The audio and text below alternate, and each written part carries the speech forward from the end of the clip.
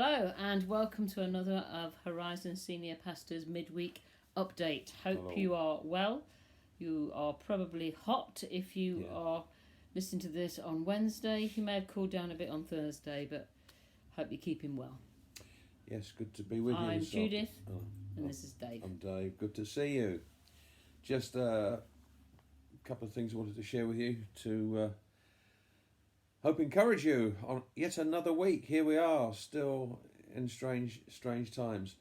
I want to read to you just a couple of verses from Hebrews 10. Verse 22 says this: "Let us draw near to God with a sincere heart in full assurance of faith, having our hearts sprinkled to cleanse us from a guilty conscience, and having our bodies washed with pure water. Let's hold unswervingly to the hope we profess. For he who promised is faithful. And let us consider how we may spur one another on toward love and good deeds. Let us not give up meeting together, as some are in the habit of doing, but let us encourage one another, and all the more as you see the day approaching." Don't know if you've ever driven on the continent. Never been through the tunnel, but got on a boat with a car, and of course the steering wheel's on the right and we drive on the left. You get on the ship, it goes over the English Channel or under the channel in the train. Then you drive off and suddenly you have to go on the wrong side of the road. Everything's on the right, and in fact the steering wheel's, you're by the gutter instead of in the middle of the road, and it takes a bit of getting used to. But when you first do it, it's kind of, you pay a lot of attention to it. And they say that the most dangerous time when you're driving abroad like that is about the second or third day, because you start to get kind of relaxed in it and you find yourself wandering over to the left and you hit a Frenchman. And that's not good. Not good. And you know, I do believe there's a danger for us during this kind of period that we experience a kind of a COVID lockdown stroke part lifting fatigue. You know, you must be getting fed up of face masks and queues and the weirdness of the situation. Things are kind of changing a little bit, I know, but it is hard, and it can have adverse effects upon us. It can get us down. Is there going to be an end to this? But what I encourage you today to, from these verses really, just in this short time, I want to encourage you things we can do. It says here, verse 22, draw near to God. I think that's pretty good advice. Let us draw near to God with a sincere heart in full assurance of faith. I do believe in these times we need to make a real effort and an intentional move to make God the centre of our focus. There is so much that can draw us away and pull us down and discourage us. But we need to focus on the miracle working, totally loving, all providing God. And that will put things into perspective. It's good to talk to him.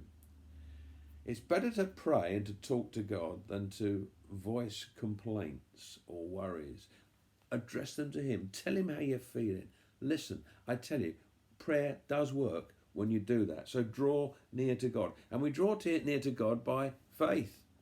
We look at the world around us, we see what's going on. Well, do you know something? There is a higher reference point than that. And it's the reference point of looking to Jesus, the author and the perfecter of our faith. It says in verse 22, let's do it in full assurance of faith. You know, Hebrews 11:1, faith is being sure of what we hope for. And, you know, and holding unswervingly to the hope that we profess. We can only do that with God's grace and with God's help, but he can help us to do it when we put that time in to come to him. You know, faith really is the currency of the kingdom of God. Mm-hmm. Without faith, it's impossible to please God. And in times like this, we need to live our lives by faith. A quote is this: faith is the currency of heaven. It's the deliberate confidence in the character of God, whose ways you may not understand. And it's really important that we have faith in who God is rather than what we see happening around us and blame God for that. Let's put our faith in his character. Faith is the means of overcoming. It's faith that moves mountains that are created by doubts and fears. Faith in God, faith in Jesus. And it's future focused as well. Do you know, he gives us strength and grace for now, but actually faith is the assurance of things hoped for. There is a future for us. There is a future for the kingdom of God. There is a future for our lives. And I really believe that. So let's encourage one another, as we're told here. Let's hold unswervingly to the hope that we profess. And let us consider how we can spur one another on to love and good works. Let's be really careful that whenever we engage one another, we come away from that feeling good. Not in a kind of a sweet and sickly way, but let's build one another up and encourage one another. Let's foster love and good works. Let's build great, strong relationships that will help us now and in the future. I do believe that our need for one another as the body of Jesus is greater now than it's ever been. We need to support one another. We need to encourage one another. We need to put things in perspective with our walk with God. And let's ensure against isolation for ourselves and for others as much as we can. In verse 25 it says, this is quite a funny one really, it says, let's not give up meeting together. Yeah, well, I mean, that's... But I tell you something, we are kind of meeting together like this on Sundays and I know it's not so good, but if anything, this experience has shown us the value of meeting together, of being together, of encouraging one another. And so let's not give up what we can do. Let's keep connected. And we can't meet, but we mustn't stop meeting. So let's encourage one another. Hey, let's not get worn out. Let's not give up, but let us draw near to God and let's be full of faith and let's keep going and God will bring us through. Let's be full of faith. Ooh, be full of faith. Do you know what? Living with him all these years, that sense of humour is beginning to... I need another inoculation or... yeah. So, my little bit today is... I've been thinking about a programme I used to watch when I was younger.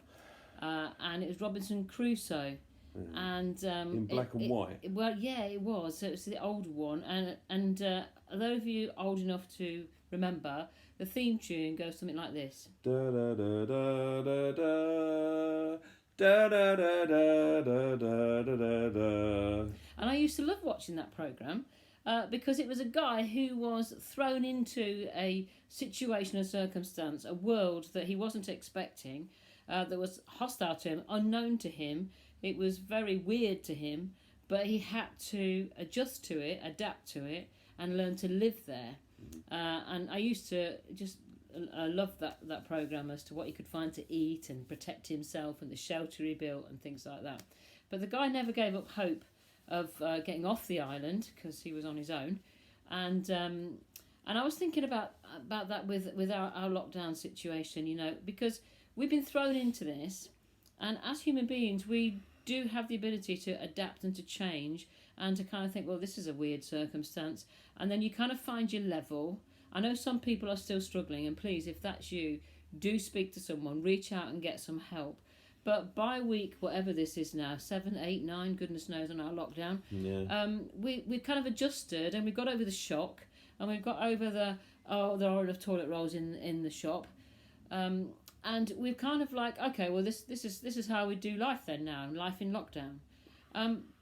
And we can kind of adjust to that and go and think, well, this is how life is, and that's how we're going to stay. Well, I just want to inject something in today to challenge you that, okay, we've got used to it or getting used to it, but I want to kind of say, how about doing something different? How about having a challenge of doing something creative, for example?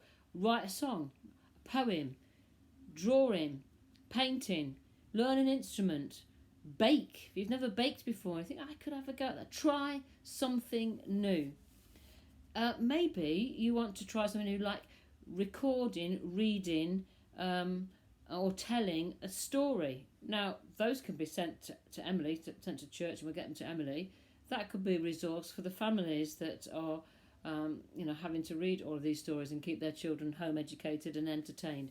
So kind of, why don't you do that? You can act one out. Dave and I are going to be doing Horizon Fun's teaching story soon, and all I can say is that we're going to act it out. So maybe you can do some drama and record that of a Bible story or something like that. Something new. Learn a new skill. Maybe a language. Expand your mind. When you walk out, why don't you kind of think, how many wild plants or insects or birds I can find and then identify? If you get stuck on the birds... Told you she's been living with me too long. He's your guy, okay? In fact, if you get stuck on your insect, he's the guy. One day I'll turn around this thing and show you the amount of books he's got on moths, butterflies, insects, damselflies, dragonflies, whatever. Anyway, bees. Yes, he's got a book on bees, haven't you? Yes, he's got a book on bees.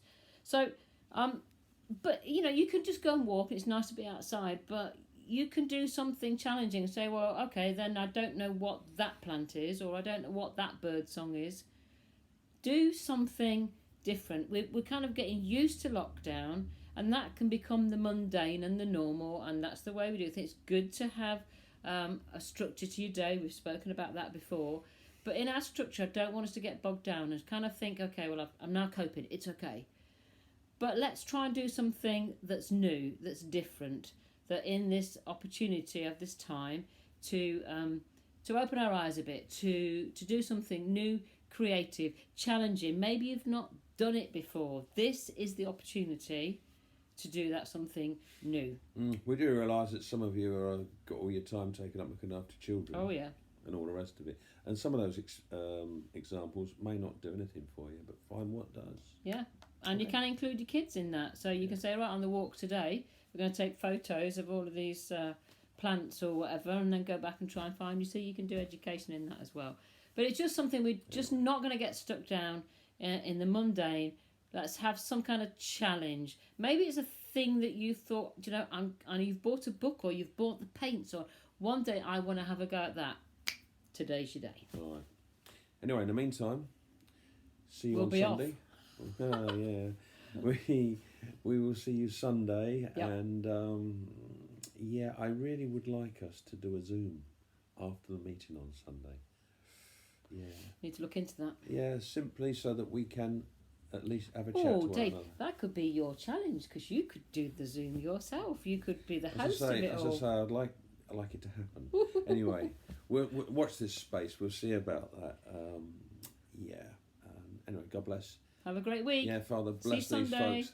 Thank you for each one of us, and help us to draw near to you this week. Amen. Bye.